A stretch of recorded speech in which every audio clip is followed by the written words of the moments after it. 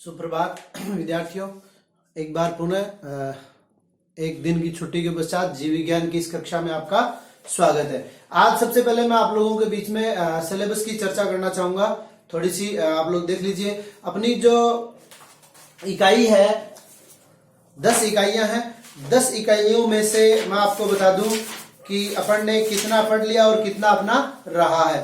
पहली जो इकाई है उसमें अपने आवर्त बीजी पादपों में जनन एवं विकास, इसमें अपने 4 अध्याय थे। एक अध्याय जो है वो हट गया है और ये तीनों अध्याय या चारों अपन ने पढ़ लिए थे, लेकिन एक हट गया, कोई बात नहीं, तीनों पढ़ लिए। दूसरी इकाई पादप कार्य की, इसमें भी 5 अध्याय थे, पांचों हमने पढ़ लिए थे। इसमें से भी एक हट गया है, तो वो आपको याद नहीं करना है परीक्षा के दृष्टिकोण से, उसकी तैयारी आपको नहीं करनी है। कौन सा हट गया? पादप जल संबंध। उसके पश्चात पादप कार्य की जो द्वितीय इकाई है, उस द्वितीय इकाई में भी 4 अध्याय थे अपने। प्रकाश संश्लेषण, श्वसन, नाइट्रोजन उपापचय तथा नाइट्रोजन चक्र, पादप वृद्धि। इसमें से नाइट्रोजन उपापचय तथा नाइट्रोजन चक्र हट गया है और बाकी शेष रहे तीनों पार्ट अपन ने पढ़ लिए। तो देखिए, इसके ऊपर वाली यूनिट जो पादप कार्य की प्रथम है, जिसके अंतर्गत 4 ही अध्याय बचे हैं। पादपों में जल अवशोषण व रसारोहण, वाष्पोत्सर्जन व बिंदु स्राव, पादपों में खनिज पोषण और एंजाइम।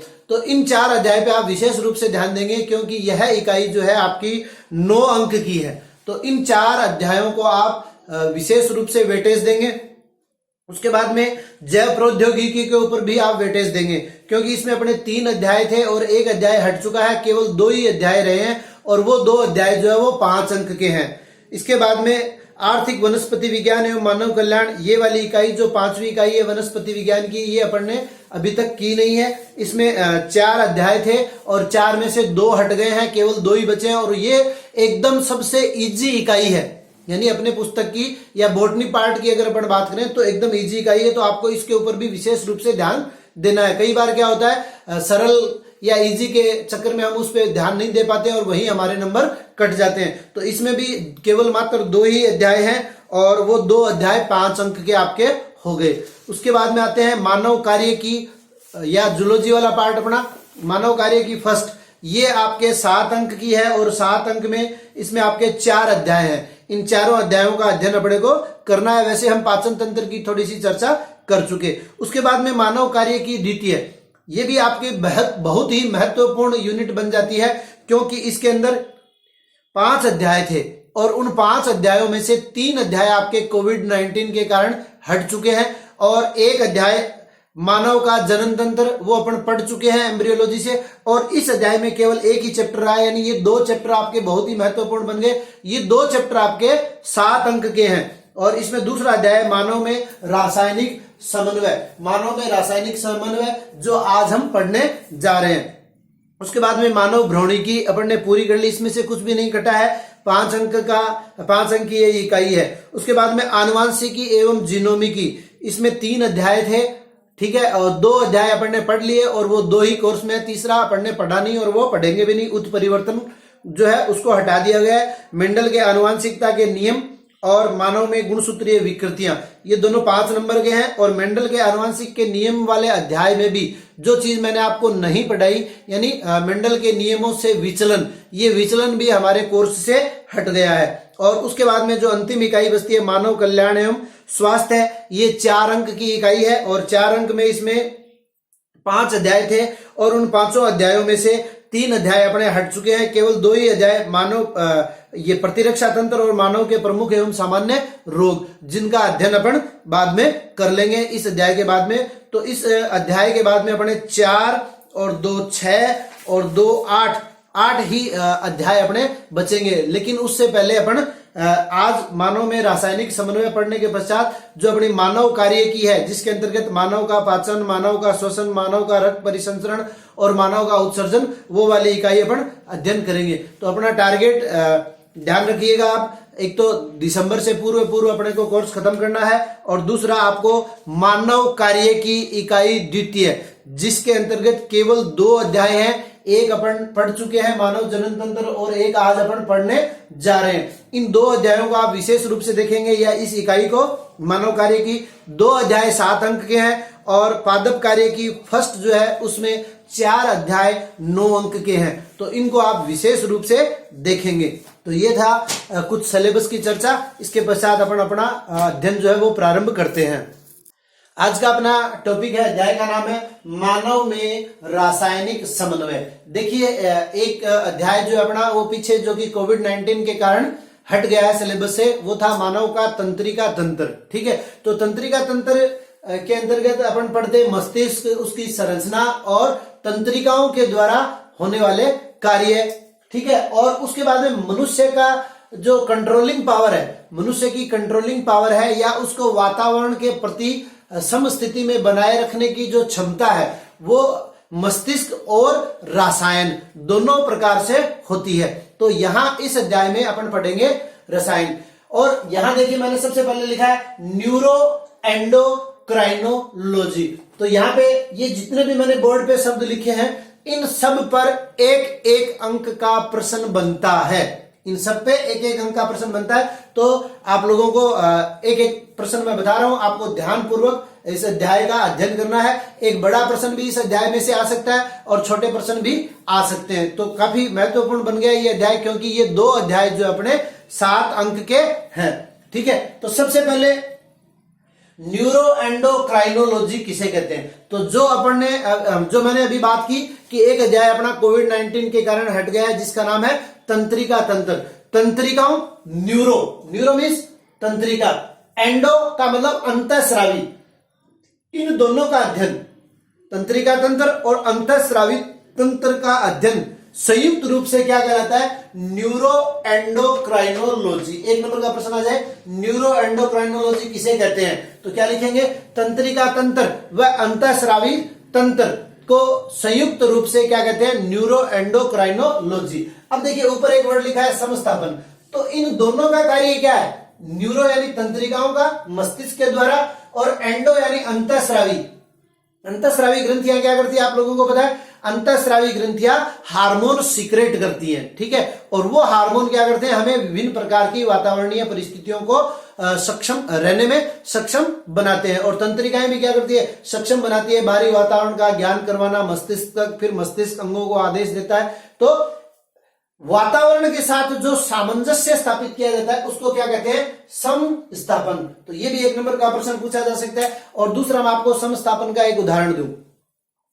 जब हम तेज धूप से कमरे के अंदर प्रवेश करते हैं, या हम पिक्चर हॉल में पिक्चर देखने के लिए जाते हैं और हम थोड़ा लेट हो जाते हैं, पिक्चर स्टार्ट हो जाती है, तो जैसे ही हम हॉल के अंदर घुसते हैं तो वहां पे अंधेरा किया हुआ होता है, तो हमें कुछ भी दिखाई नहीं देता कि कौन सी सीट खाली है, कहां जाके बैठे। लेकिन कुछ समय अगर हम एक ही स्थान पर स्थिर खड़े रहें तो उस स्थान पर फिर हमें सब कुछ दिखाई देने लगता है, सीटें कहां खाली है। तो बाहर से हम जब तेज धूप से आए थे और कमरे के अंदर हमने प्रवेश किया, तो कमरे के अंदर बाहर तेज धूप से प्रकाश की मात्रा क्या है? कम है। ठीक है, लेकिन कुछ देरी तक अगर उसी कम मात्रा में जब हम रहते हैं तो फिर हमारे को कमरे में रखी हुई समस्त वस्तुएं या स्पष्ट रूप से दिखाई देने लगता है। यानी शरीर के अंदर यह क्षमता होती है कि वो प्रत्येक प्रकार के वातावरणीय परिस्थितियों के अनुसार क्या कर सकता है? अपने आप को ढाल सकता है। ठीक है, इसी प्रकार जैसे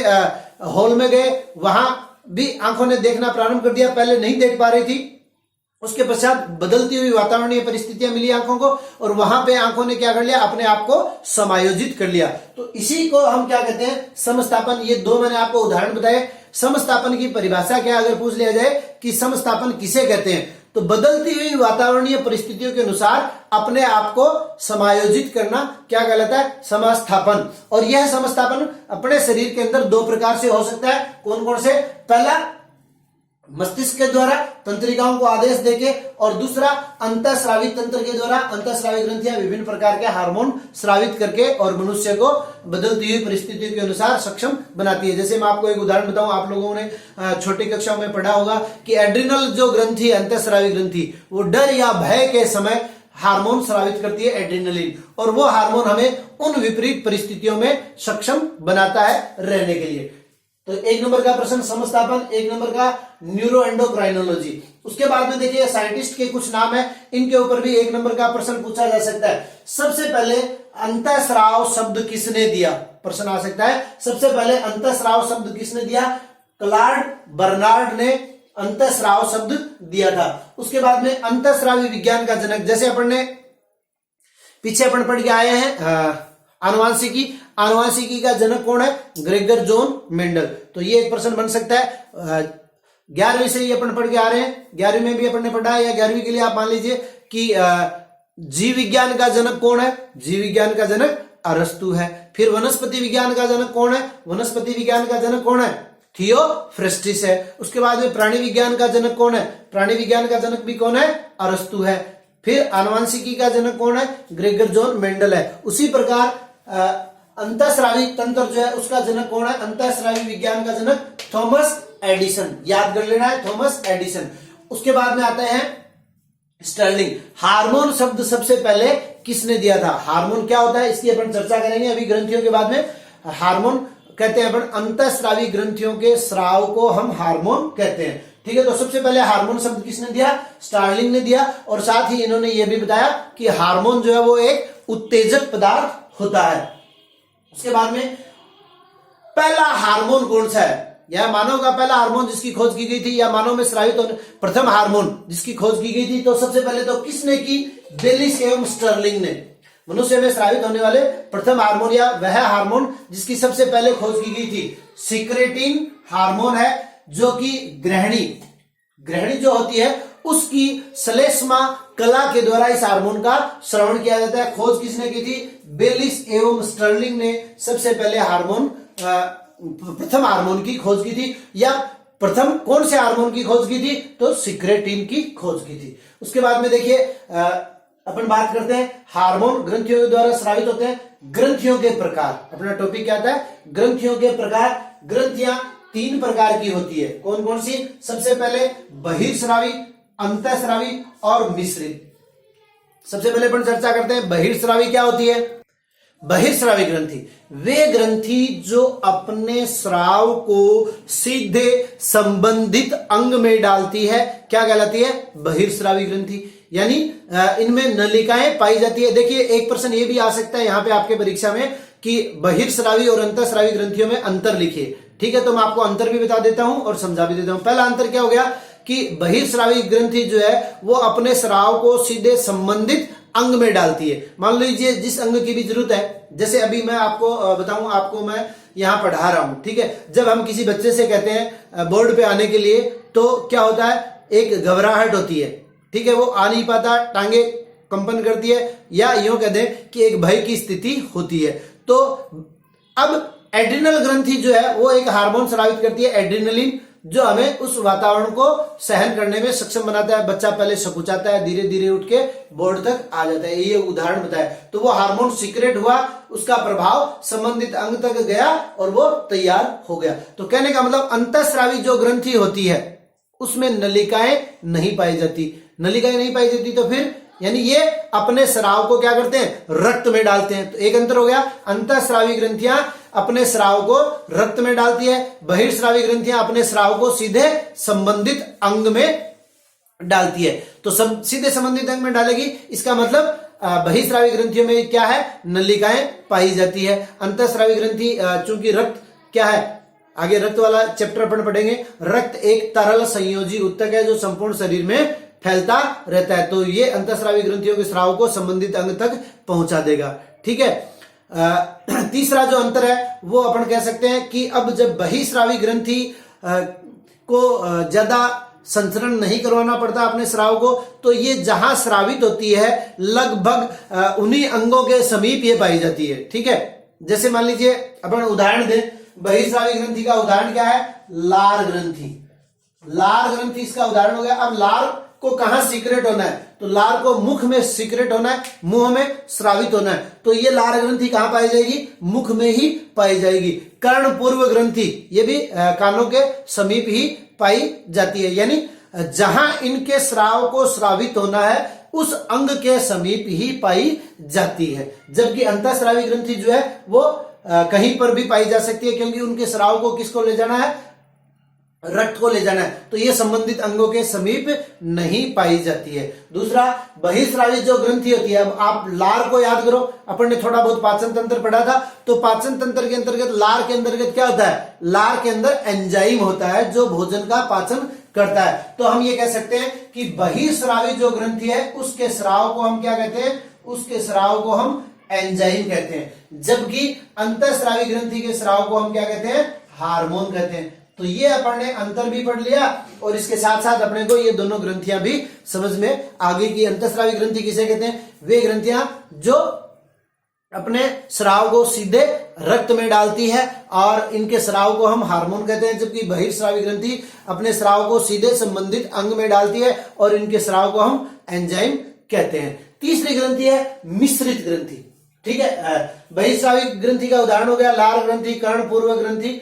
अंतःस्रावी ग्रंथि का अपन विस्तार पूर्वक अध्ययन करेंगे। 10 अपने पास अंतःस्रावी ग्रंथियां इस पाठ में अध्ययन करने के लिए, हाइपोथैलेमस, पीयूष ग्रंथि, एड्रिनल ग्रंथि, अधिवृक्क ग्रंथि, ठीक है, तो उनका अपन अध्ययन करेंगे, तब उनकी चर्चा कर लेंगे। उदाहरण के लिए आपको मैंने 1-2 बता दिए। मिश्रित ग्रंथि, मिश्रित ग्रंथि किसे कहते हैं, वह ग्रंथि जो अंतःस्रावी एवं बहिर्स्रावी दोनों का कार्य करे, यानी हार्मोन भी स्रावित करे और एंजाइम भी स्रावित करे, मिश्रित ग्रंथि कहलाती है। तो अपने पास मिश्रित ग्रंथि कौन सी है, उसके आप उदाहरण याद कर लीजिएगा, प्रश्न पूछा जा सकता है। डायरेक्ट मिश्रित ग्रंथि का उदाहरण लिखिए। तो मिश्रित ग्रंथि में पहला अपना उदाहरण है अग्नाशय, दूसरा अपना उदाहरण है वृषण और तीसरा उदाहरण है अंडाशय। ठीक है, अब अगर हमसे पूछे अंतःस्रावी ग्रंथियों के उदाहरण दीजिए, तब भी हम ये लिख सकते हैं, क्योंकि ये अंतःस्रावी का भी काम करती है। और मिश्रित का उदाहरण पूछे तो मिश्रित में भी लिख सकते हैं, ये तीनों आप। और बहिर्स्रावी का पूछे तो बहिर्स्रावी में भी आप ये लिख सकते हैं, यानी 3 उदाहरण अपने पास क्या हो गए, कॉमन हो गए। ठीक है, लेकिन विशेष रूप से आपको याद रखना है मिश्रित। अब मिश्रित में मैं आपको ये बता देता हूं, अग्नाशय, अग्नाशय पाचक रस या योग कहते हैं, अग्नाशय रस का भी स्राव करता है, जिसमें क्या होते हैं, एंजाइम होते हैं। और दूसरा हार्मोन का भी स्राव करता है, कौन से हार्मोन का, इंसुलिन, इंसुलिन, ग्लूकेगॉन। ठीक है, तो ये मिश्रित ग्रंथि का उदाहरण हो गया। अब हम विस्तार पूर्वक एक एक ग्रंथि का अध्ययन करेंगे, जिसमें सबसे पहले अपना आता है हाइपोथैलेमस। हाइपोथैलेमस पहली ग्रंथि अपनी हाइपोथैलेमस।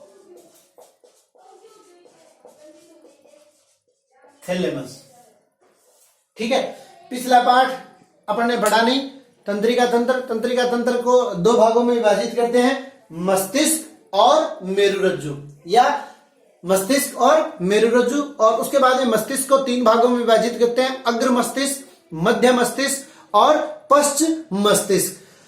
तो मस्तिष्क भाग के अंतर्गत देखिए ये दोनों संरचनाएं बन गई। अगर हाइपोथैलेमस भी अपने आए तो भी अपन यही डायग्राम बनाएंगे, और अगर पीयूष ग्रंथि भी आए तो भी अपन यही डायग्राम बनाएंगे। मान लीजिए मैंने आपको कहा कि विस्तार पूर्वक इसके ऊपर प्रश्न आ सकता है, 2 नंबर का प्रश्न हाइपोथैलेमस पे और 4 नंबर का प्रश्न पीयूष ग्रंथि के ऊपर। हाइपोथैलेमस के ऊपर 2 ही नंबर का प्रश्न बनता है, पीयूष ग्रंथि के ऊपर बनेगा तो 4 नंबर का बनेगा। तब भी आपको दोनों के अंदर अपने को सेम डायग्राम बना देने। अब देखिए ये थैलेमस है और थैलेमस के बाद में ये हाइपोथैलेमस है, तो ये अग्र मस्तिष्क के भाग है। और फिर हाइपोथैलेमस के द्वारा एक वृंतनुमा संरचना के द्वारा मटर के समान ये ग्रंथि जुड़ी हुई रहती है, जिसको अपन कहते हैं पीयूष ग्रंथि। और ये मेरुरज्जु है, ये वाला पार्ट जो है वो अनुमस्तिष्क या पश्च मस्तिष्क कहलाता है। अनुमस्तिष्क, ये आप लोगों ने 10वीं तक भी पढ़े होंगे। यहाँ अपने को मस्तिष्क से फिलहाल मतलब नहीं है, अपने को मतलब किससे, ग्रंथियों से। तो अपनी 2 ग्रंथियों के डायग्राम हो गए। अगला मैं पीयूष ग्रंथि का डायग्राम कहां स्थित होती है वो नहीं बनाऊंगा। ठीक है, हालांकि पीयूष ग्रंथि का अलग से अपने को डायग्राम बनाना पड़ेगा, लेकिन स्थिति के लिए नहीं बनाना पड़ेगा। हाइपोथैलेमस अग्र मस्तिष्क का भाग है जो डायनसेफेलोन की गुहा डायोसील या तृतीय निलय के फर्श का निर्माण करती है। इसमें जो धूसर द्रव्य होता है, यानी मस्तिष्क में 2 प्रकार के द्रव्य पाए जाते हैं, एक ग्रे मैटर या धूसर द्रव्य और दूसरा श्वेत द्रव्य। ठीक है, तो यहां धूसर द्रव्य को छोड़ा जाता है। और हाइपोथैलेमस से 2 प्रकार के हार्मोनों का स्राव होता है, यानी हाइपोथैलेमस को हम अंतःस्रावी विज्ञान का सर्वोच्च कमांडर भी कहते हैं। ये एक अलग से प्रश्न पूछा जा सकता है कि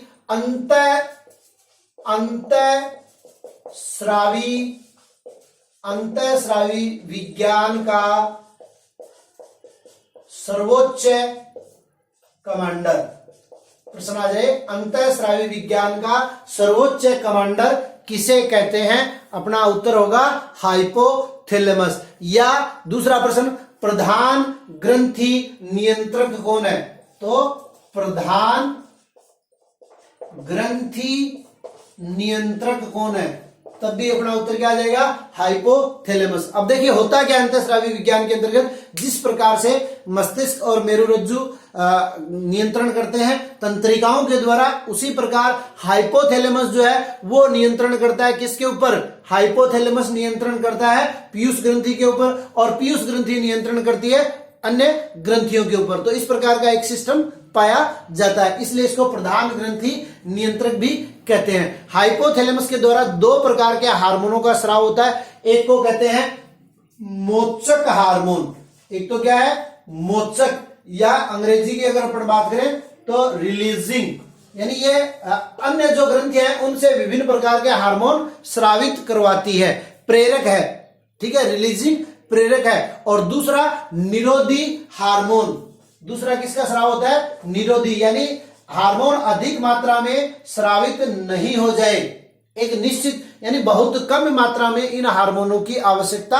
होती है। तो वापस रोकने के लिए भी ये क्या करते हैं? निरोधी हार्मोन का स्राव करते हैं, इनहिबिटिंग हार्मोन, यानी हाइपोथैलेमस के द्वारा दो प्रकार के हार्मोनों, मोचक हार्मोन और निरोधी हार्मोन का स्राव किया जाता है। उदाहरण के लिए जीएच की बात करें पर, उदाहरण के लिए जीएच, यानी इसके फुल फॉर्म भी आपको पूछी जा सकती है, ग्रोथ हार्मोन या वृद्धि हार्मोन। अब वृद्धि हार्मोन यहां पर दो प्रकार के होते हैं, एक को तो हम कहते हैं आरएच, जीएचआरएच, मान लीजिए इसका पूरा नाम आ जाए आपको कि जीएचआरएच का पूरा नाम लिखे तो growth hormone releasing hormone, growth hormone releasing hormone. और दूसरा आ गया GHIH, growth hormone inhibiting hormone, growth hormone inhibiting hormone, यानी पीयूष ग्रंथि के द्वारा दो प्रकार के हार्मोनों का स्राव किया जाता है, एक मोचक और दूसरा निरोधी। तो जीएचआरएच को हिंदी में अगर अपन बात करें तो वृद्धि हार्मोन, मोचक हार्मोन, और जीएचआईएच का नाम करें तो वृद्धि हार्मोन, निरोधी हार्मोन। इसी प्रकार टीआरएच, थायरोट्रोपिक हार्मोन, टीआरएच का पूरा नाम लिखिए, ये भी हाइपोथैलेमस के द्वारा स्रावित होता है। पीआरएच, प्रोलैक्टिन मोचक हार्मोन, पीआरएच, प्रोलैक्टिक मोचक हार्मोन। इसी प्रकार एमएसएच, मेलेनोसाइट प्रेरक हार्मोन या stimulating hormone, melanocyte inhibiting hormone. इसी प्रकार luteinising hormone LH, FSH follicle stimulating hormone, अपन ने पहले भी पढ़ा हुआ है, एलएच ल्यूटिनाइजिंग हार्मोन,